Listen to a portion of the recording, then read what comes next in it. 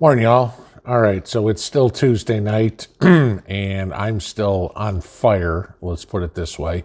If y'all didn't see my community post, there's a post up on Rumble where my response to our little fun at the live stream last night. But more importantly, in the live stream, TJ had called me out in the latest challenge. It seems like this is going to be the fun part. We're going to do two things lately, I guess. It's clubbing and challenges. Okay, so I answered Gemini Prepper's challenge yesterday. I'm going to answer TJ's challenge today. And just be forewarned, I'm still fired up. So TJ's challenge was answering the questions of 20 questions every true prepper should be able to answer. So I'm going to give everybody my answers. Okay. Number one, where are all your fire extinguishers located? I've got one in the kitchen. I've got one in the boat. And I'm betting there's probably at least one, if not two, under the Christmas tree. Okay. Because that was on my Christmas list for my wife, and I know the two of us are pretty good about fulfilling each other's Christmas tree dreams. So I think I'm covered there. Number two, where do I keep my bug out bag? It's in my pantry, I guess, if you will, which is an entire bedroom that's right off of our bedroom, which is where I keep all my food and my arsenal. So I know where everything is. Chances are if I've got a bug out, that's where I'm going everywhere to get everything. It's all very nice and neatly organized. Grab this, grab this, grab this, grab this. Out the door we go. Okay, so 2 down. Can you remember the last time you updated your bug out bag? Yeah, last weekend. I check it out every weekend. I double check for anything that might be expired. I'm usually adding or subtracting little things to it, rotating stuff in my bug out bag. My bug out bag is no different than than my pantry. It's rotated as need be because stuff in your bob expires too. So got to make sure it's in there. Obviously, we also just going through the season changes. So things that have gone into my bug out bag lately have been knit halves, scarves, etc., because those are needed for me to carry now, as opposed to my bug out bag in May is not necessarily going to need to have a knit hat because around here it's 90 some odd degrees with 100% humidity. I don't need a knit hat and a scarf in my bug out bag in the summer. So yeah, that thing gets rotated constantly. Number 4, who else in my household or near you knows my bug out plan? My wife obviously knows it. My neighbors, even though they're part of my bag or my mag, no, they don't know what my bug out plan is. But my wife knows it. We have the bug out plan in the house and we know exactly what to do, and poof, we are out the door. Number 5, how would you defend your home against an intruder? All I can say is you better come with a platoon if you are going to try to attack my house, because I got a freaking arsenal in here that would make you sick. Okay. Mrs. Pinball is well versed in how to use everything. I'm pretty much an expert in how to use everything. And if somebody intruded in my house, and I'm not being arrogant here at all, guys, if somebody decided to break in my door, they probably wouldn't make it past the tile foyer. Okay. If an intruder came here, I'm hoping their friends brought a couple of canvas bags with them. Let's just leave it at that. Number 6, how would you protect your home against an imminent natural disaster? About the only natural disaster that I worry about here is a forest fire. I live on the side of a mountain. There's a lake nearby, but in order for the lake to flood, it would have to be Noah, would have to be building an ark to get up to where I am. Okay, I'm probably a couple 100 feet above water level here. Like I said, on the side of a mountain, but everything around here is forested like crazy. So The only natural disaster I worry about is a fire. Tornadoes aren't going to hit where I am because there's almost a bowl of mountains around me. So that's not going to happen. And I'm too far inland for a hurricane. So, yeah, my only bug out situation would be if there was a forest fire around here. Number 7, do you know what type of natural elements threaten your home and family daily? Heat and humidity and bugs. Literally, to attack my home, in a log cabin-esque home, and being in the South, you got to watch for termites, you got to watch for mold.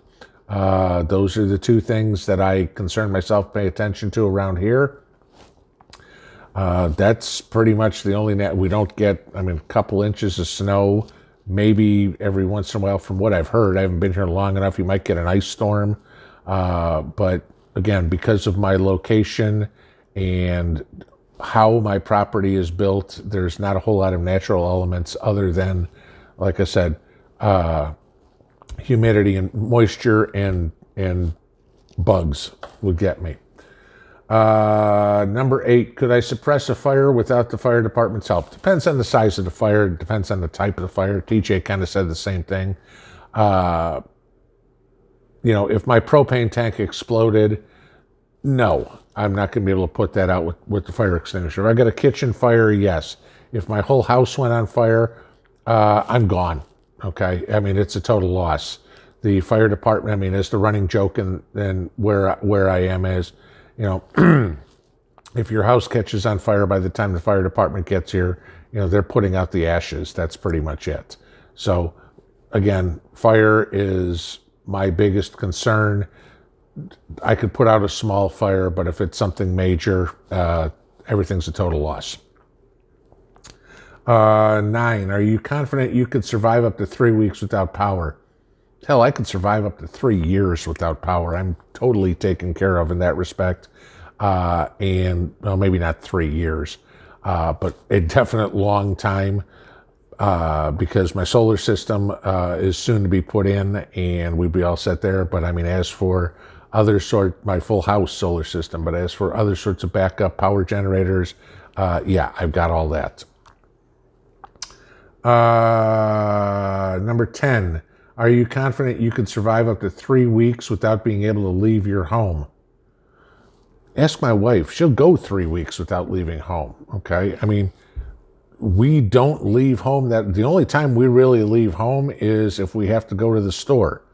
And in an SHTF situation, okay, I don't need to go to the store for anything.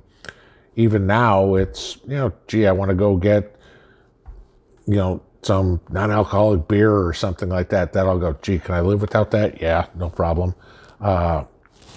Could I stay 3 weeks in my house? No, that's the egg. So I've got enough. I could stay here 3 months without leaving the house. It wouldn't bother me. I'd go stir crazy. That would bother me. Okay.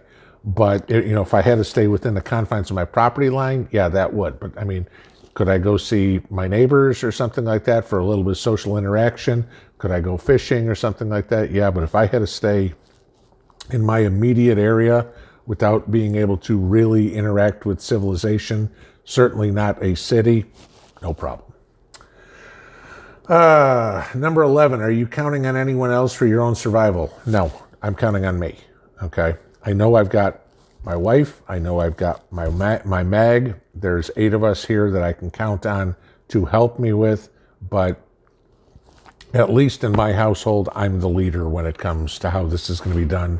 So no, I'm not counting on anybody else. We've pretty much got all that taken care of. Number 12, does anyone else count on you for their survival? Like I said, it's kind of joint between me and my wife. Okay. I just have some more skills than she does, but we count on each other. The only ones that would count on us for their survival is the 2 dogs. And yeah, they are family, and trust me, anybody come marching up the street, my dogs, I've got no problem cleaning up the mess from the people to protect my dogs. Let's just leave it that way. Are you willing to salvage supplies around you? Number 13. I'm really good at this, okay? I can build about anything, give me, I've got furniture in my house that I've built out of pallets, and people are dumbfounded when they realize that it's pallets. My neighbor up the street had a couple of pallets. He's like, hey, before I throw these out, you want them? I built a couple of planters out of them. Salvaging things, I can figure out anything, a use for about anything. Not a pack rat by any means, but if I need something, I can figure out how to do it. Number 14. Are you willing and prepared to utilize nature to help you survive? I've got 2,100 square feet of garden, okay? I know how to snare. I know how to trap. I won't say an expert fisherman, but I'm very good at it.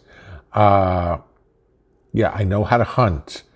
Yeah, I'm fine with surviving out of nature. Do I want to be, am I a bushcrafter? No, okay, that's not my deal, okay? But, can I do what it takes to survive? Yeah, not a problem.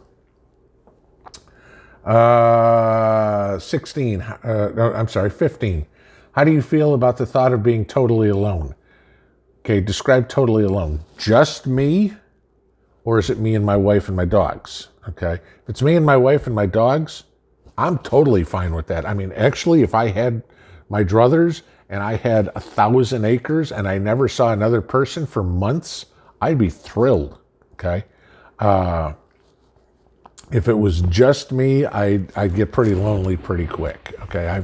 I've lived totally by myself before. No pets, no spouse, nothing like that. And it's not fun, okay? I don't want to do that. As long as I've got my wife and my dogs, though, I've got everything I need.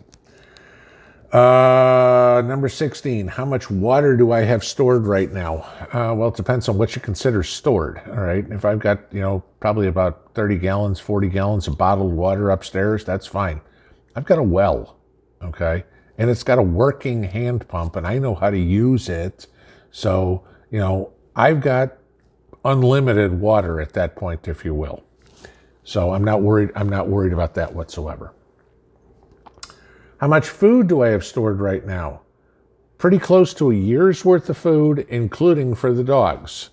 The way I prepped our food was I counted my wife as one person, me as one person, and my 2 dogs as one person. So I've got enough food for roughly a year for 3 people. Now, I've also got a bunch of dog food backed up. So, yeah, however you break it out, if SHTF happened, I've got enough food where I'd be fine for a year. And like I said, 2,100 square feet of garden. So even if all that ran out, I'd become a vegetarian, but I'd be able to grow probably enough food for us to eat to at least maintain life. How confident are you in your ability to purify water to drink? No problem. Okay. I've probably got 6 different ways to purify water. And I can do any of them at the drop of a hat. No big deal. And I've got a lake right by, so, unlimited water supply there. If for some ungodly reason my pump dried up. 19, what is the quickest route and the route least likely to be overtaken or crowded with others to get out of town? I'd get my boat in the water. I can have my boat in the water in 10 minutes. The lake I'm on, I can be 30 miles away from here in the lake. And, obviously we're talking about a complete, without rule of law, SHTF situation, bug out, places burned down, places gone to hell, foreign armies invading, whatever would be. I'm figuring that's the question here. If I couldn't get out via the roads, then I could throw my boat in the water. The boat launch is half a mile away from me tops, if not a quarter of a mile. I could have it in the water in 10 minutes. I've got plenty of gas in here, plenty of outboard motor oil. I know the boat runs. Poof, I'm gone, and I can be let's see, if I went all the way around the lake around, I could be at I-75 in, I don't know, an hour and a half. And considering I used to repo cars in my life, I know how I could easily steal a car. I can pretty much drive anything. So yeah, I could, in a without rule of law scenario, I get wherever I need to be by some means, and I got the skills to do it. Number 20, what are your bug out triggers? Fire. That's it. The only reason I am leaving this out, well, I take it back, there's two. The most possible reason that I'm leaving this house is that the mountain catches fire. Okay, that's the main reason I'd leave. The other least likely scenario is if there's some invading forces of tanks coming in. Then I'd try to get the hell out of here because I can't compete with that. Is that likely? No. All right, but is it possible? Sure. Martians landing on the planet are possible too, but who knows? So, if you can confidently answer at least 15 of these, you're a true prepper. I think I got 20, so not an issue there. Most of them, I mean, if you take ones that I'm not 100% confident on, I'm 90% confident on, let's say I got 18. So yeah, I'm in good shape. So I guess according to TJ's rules, I'm supposed to challenge 2 people. And let's see, she hit me in Prepper Nation, so I'm going to throw this challenge out to Prepper Now, and I'm going to throw this one out I'm going to throw it back at Gemini Prepper and let him do this one too. So Prepper Now and Gemini Prepper, you have 20 questions you need to ask. Have a good morning, y'all. Pinball out.